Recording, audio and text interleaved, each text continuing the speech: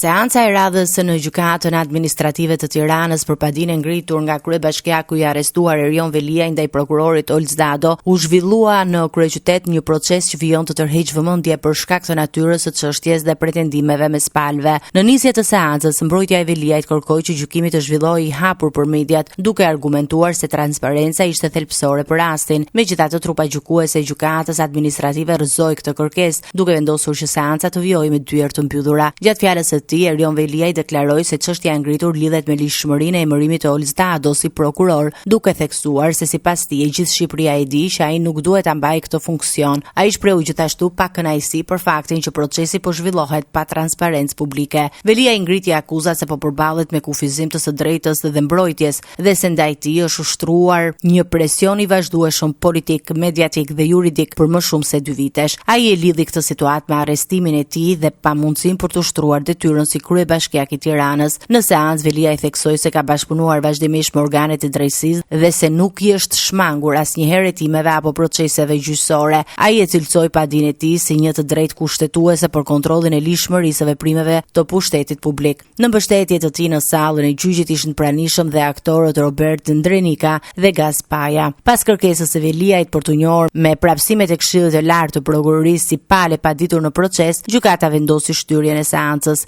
Seanca e radhës është caktuar për datën 19 qershor në orën 14.